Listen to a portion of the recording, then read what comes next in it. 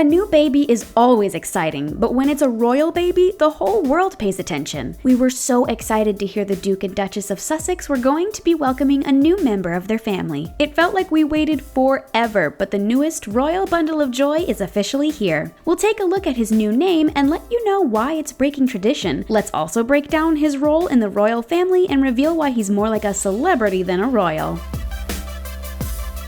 Even though Prince Harry is a member of the royal family, he knows it's extremely unlikely he'll ever actually sit on the throne. He's in line behind his father, Prince Charles, his brother, Prince William, and all his nieces and nephews. But don't feel too bad for Prince Harry because he's publicly stated he has zero interest in being king. Instead, he's always tried to focus on having a normal life. According to Prince Harry, his upbringing was more typical than most people think, and he wants the same for his child. Since Meghan Markle didn't come from a royal background at all, this was definitely something husband and wife were in total agreement of. And it seems like this outlook even extends to the name of their child. In the royal family, names are generally steeped with tons of family history and significance. But it seems like this wasn't a top concern for these new parents as they welcomed their son, Archie Harrison Mountbatten-Windsor, into the world. Unlike his cousins Prince George, Princess Charlotte, and Prince Louis, Archie's name doesn't have much of a precedent. Well, just not too much of a royal family one. The only similar name in Harry's family tree is an ancestor of his late mother, Princess Diana. Royal family fans have already started joking about him being named after Archie Andrews from the popular Archie comics and the hit show Riverdale. Perhaps because of the show's popularity, Archie is now considered to be one of the most popular names of 2019. Meghan and Harry went with a more trendy than traditional choice for their son's first name. At first, you might think Harrison comes from Prince Harry's name, but it might surprise you to know his real name isn't Harrison. Prince Harry's real name is just Henry. Why does he go by Harry instead of Henry when Henry is shorter and both words have the same number of syllables? Is it kind of like guys named William going by the name Bill? Sorry, we don't really have an answer for that one, but it's thought that the baby's middle name is a reference to him being the son of Harry. Get it?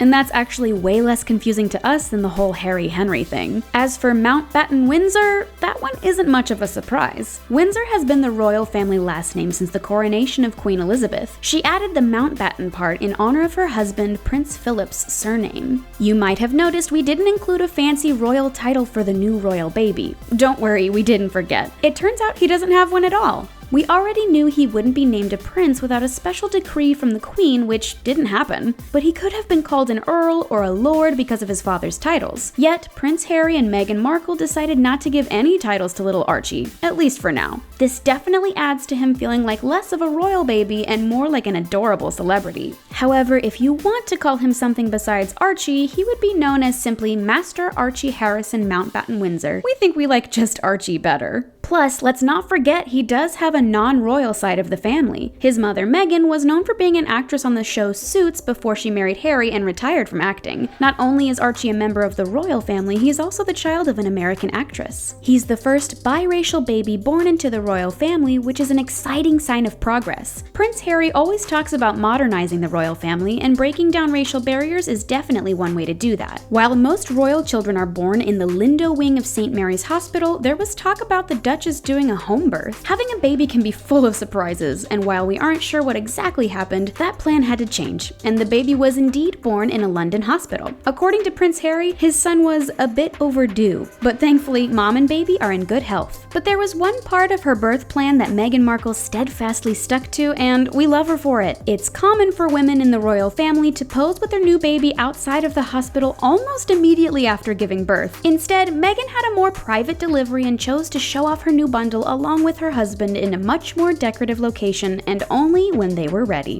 While Meghan was in charge of how she would deliver the baby, Prince Harry further broke tradition by delivering the news. He claimed to be so, quote, over the moon, end quote. He had to emerge from Frogmore Cottage to shout his good news from the rooftops. We definitely didn't catch Harry shouting anywhere, but he assured everyone that mom and baby are doing just fine and said the whole thing had been, quote, the most amazing experience I could have possibly imagined, end quote. According to the royal announcement, Prince Harry was there to welcome his son into the world. Prince Harry claims his distance from the throne has allowed him to live a pretty normal life. So considering that Archie is even further down the line, in the 7th spot to be specific, it seems like he'll follow in his his father's footsteps. But that doesn't mean the public is going to forget about him. That's right, we have another royal baby to obsess over. Just because he's not headed towards the throne someday doesn't mean fans are any less eager to watch Archie grow up. What do you think about all of the commotion over little Archie Harris? Are you caught up in royal baby fever too, or do you think it's too big a fuss for such a little baby? Let us know what you think in the comment section and then click on the subscribe button for more videos from us here at The Taco. Thanks for watching, we'll see you again next time.